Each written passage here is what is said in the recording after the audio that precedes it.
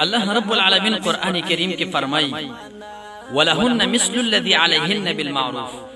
د دې زنانو د پاره په خاوندانو باندې دومره حقوق دي لکه څنګه چې د نارینهو په ښځو باندې حقوق دي. داسې نه ده چې نارینه حق لري په ښځه باندې او ښځه په نارینه حق نه لري. رسول الله صلی الله علیه وسلم مبارک فرمایي الا ان لکم علی نسائکم حقا، خبردار بشک د ستاسو د پاره په ښځو باندې حقوق شته، خو ولنسائکم علیک حقا. نبی اسلام مبارک فرمایي د دې ښځو په تاسو باندې حق شته. دیله به سوچ او فکر کوي، باید نارینه سوچ او فکر وکړي، د خپل زنانه سره ښایسته ژوند او زندگی تیره کړي. الله رب العالمین قرآن کې فرمایي وعاشروهن بالمعروف، د دې زنانه سره ژوند او زندگی په ښایسته طریقه باندې تیره کړي. کینه به ورسره نه کې، بغض به ورسره نه کې، نفرت او کرکه به منځ کې نه پیدا کې.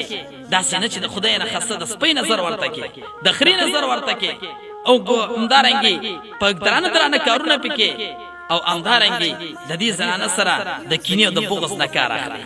وهل او ټکول ورله ورکې، داسې به نه کې، بلکې د خپل زنانه سره به ښایسته ژوند او زندګي تېروي. نارینهو دپاره یو څو د پام خبرې باید ضروري دي چې دا زنانه ته پکار دي چې دا به ورکوي.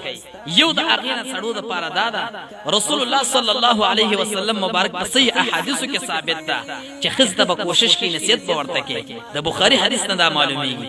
همدارنګې ښه سلوک به ورسره کوي زنانه سره. رسول الله مبارک فرمایي تاسې کې د ښایسته اخلاقو خاوند هماغه دی چې د خپلو ښځو دپاره ښایسته اخلاق ولري. ترمذي کې دا حدیث دی. همدارنګې د زنانه لحاظ به ساتي، داسې نه چې ترش تندی ورته نیولی.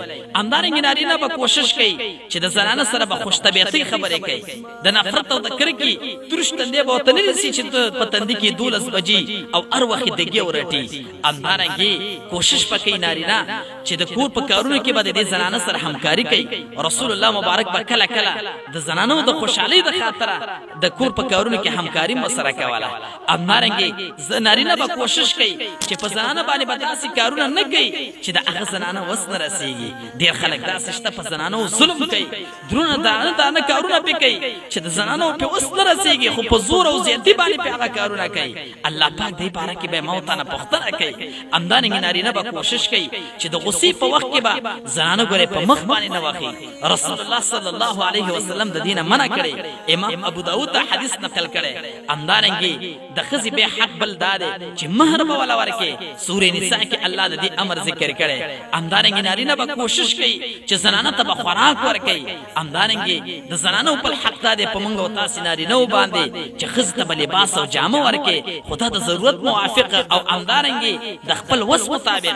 داسې نه چې د خانې او د نوابۍ که چېرته مالداره وي د مالدارۍ لباس او خوراک به ورکړي، که چېرته غریب وي خیر د غریبۍ خوراک او لباس ورکړه. خو دا در باندې د زنانه حق دی. الله دې موږ او تاسې د زنانو په حق کې نه رانیسي.